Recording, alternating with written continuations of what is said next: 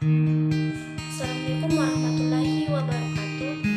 Pertama-tama marilah kita panjatkan puja dan puji syukur atas kehadirat Allah Subhanahu wa taala yang telah memberikan nikmat kesehatan, kesempatan sehingga saya dapat menyelesaikan tugas teknologi informasi. Sholawat dan salam tak lupa pula kita kirimkan kepada Nabi besar Nabi Muhammad Sallallahu Alaihi Wasallam. Baik, perkenalkan nama saya Nurullah Kadir, Prodi Manajemen Zakat dan Wakaf, Fakultas Ekonomi dan Bisnis Islam, Institut Agama Islam Negeri Parepare. Yang saya hormati Pak Sufiali M. Kom, selaku dosen pengampu teknologi informasi, dan teman-teman yang saya banggakan. Baik, langsung saja. Aplikasi e-learning, yaitu Google Classroom. Yang pertama yaitu pengertian classroom, manfaat classroom, fitur classroom, dan cara menggunakan classroom. Pengertian classroom. Beberapa sekolahan dari kampus juga mulai menggunakan sistem e-learning untuk memudahkan siswa dan mahasiswa dalam mengumpulkan tugas secara cepat dan efisien. Google Classroom menjadi contoh sistem e-learning yang mulai diterapkan guru dalam mengajar dengan membuat kuis, soal, upload tugas, penilaian, dan sejenisnya. Google Classroom atau Google Class merupakan media pembelajaran online yang memungkinkan guru dan murid untuk saling terhubung secara online dari manapun dan kapanpun. Google Classroom menjadi jembatan para guru dalam membuat tugas, membagikan, dan menilai tugas tanpa harus bertatap muka. Google Classroom atau ruang kelas Google adalah suatu serambi aplikasi pembelajaran campuran secara online yang dapat digunakan secara gratis. Pendidik bisa membuat kelas mereka sendiri dan membagikan kode kelas tersebut atau mengundang para siswanya. Google Classroom ini diperuntukkan untuk membantu semua ruang lingkup pendidikan yang membantu siswa untuk menemukan atau mengatasi kesulitan pembelajaran, membagikan pelajaran, dan membuat tugas tanpa harus hadir ke kelas. Google Classroom diluncurkan pada tanggal 6 Mei 2014 untuk program Google G Suite for Education. Kemudian layanan ini dirilis secara publik pada 12 Agustus 2014.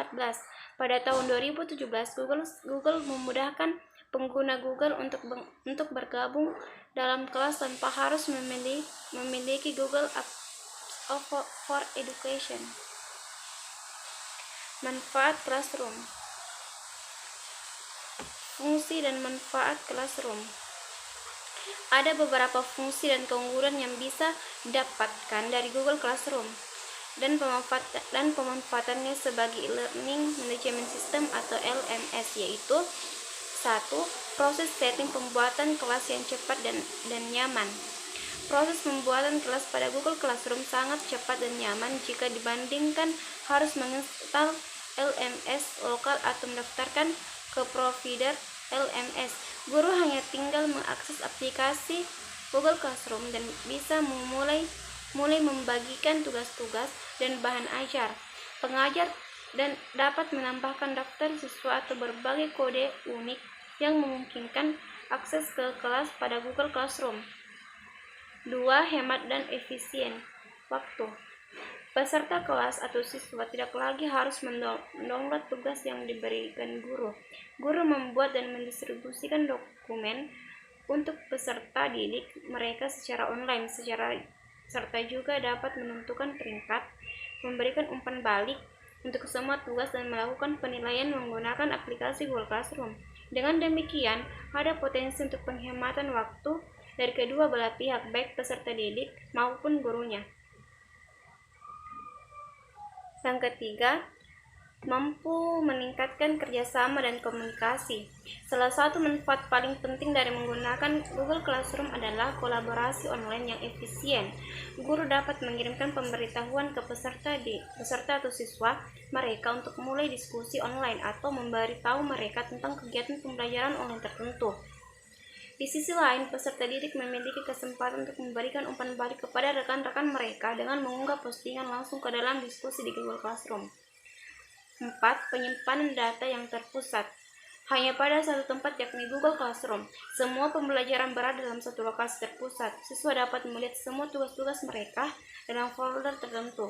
Guru dapat menyimpan bahan e-learning dan kegiatan untuk tahun ajaran secara cloud, dan semua peringkat atau nilai dapat dilihat dalam aplikasi. Kedua belah pihak tidak perlu khawatir mengenai dokumen atau penilaian yang hilang, karena semuanya tersimpan dalam LMS yang gratis ini.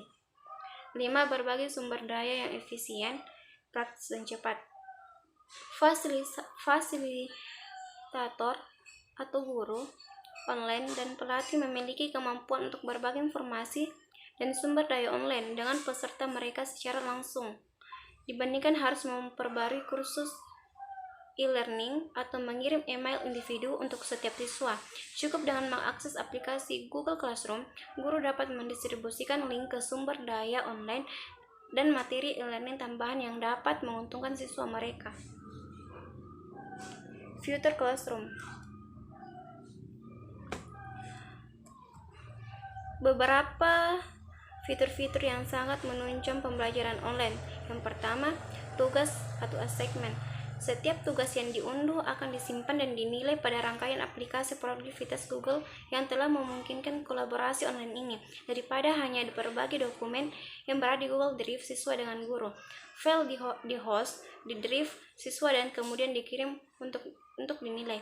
Guru dapat memilih file sebagai tempat sehingga setiap siswa dapat mengedit salinan mereka sendiri dan kemudian kembali untuk mendapatkan nilai, sehingga semua siswa bisa melihat, menyalin, atau mengedit dokumen yang sama. Siswa juga dapat memilih untuk menampilkan dokumen tambahan dari drive mereka ke tugas. 2. Penilaian atau grading. Google Classroom mendukung banyak cara penilaian yang berbeda. Guru memiliki opsi untuk memantau kemajuan setiap siswa pada tugas, di mana mereka dapat membuat komentar dan mengedit. Tugas yang diubah dapat dinilai oleh guru dan dikembalikan dengan komentar untuk memungkinkan siswa merevisi tugas dan dikembalikan. Setelah dinilai, tugas hanya dapat diedit oleh guru kecuali guru mengembalikan tugas. Yang ketiga, komunikasi yang lancar. Pengumuman dapat diposting oleh guru ke aliran kelas yang dapat dikomentari oleh siswa, yang memungkinkan komunikasi dua arah antara guru dan siswa. Siswa juga dapat memposting ke kelas, tetapi tidak akan setinggi prioritas sebagai pengumuman oleh guru dan dapat dimoderasi. Yang keempat, laporan orisinalitas. Laporan orisinalitas diperkenalkan pada Januari 2020 yang memungkinkan pendidik dan siswa untuk melihat bagian dari karya yang diajukan yang berisi kata-kata yang persis atau mirip dengan yang dari sumber lain. Untuk siswa ini, mayoriti bahan sumber dan tanda kutip yang hilang untuk membantu siswa dalam meningkatkan tulisan mereka. Guru juga dapat melihat laporan orisinalitas, memungkinkan mereka untuk memverifikasi integritas akademik dari karya siswa yang disampaikan. Yang kelima, arsip pembelajaran. Ruang kelas memungkinkan instruktur untuk mengarsipkan kursus pada akhir semester atau tahun. Ketika sebuah kursus diarsipkan, maka akan dihapus dari beranda dan ditempatkan di area kelas arsip untuk membantu para guru mengatur kelas mereka saat ini. 6. Aplikasi seluler. Aplikasi seluler Google Classroom diperkenalkan pada Januari 2015, tersedia untuk perangkat iOS dan Android. Aplikasi memungkinkan pengguna mengambil foto dan melampirkannya ke tugas mereka, berbagi file dan aplikasi lain, dan mendukung akses online. 7. Keamanan pribadi.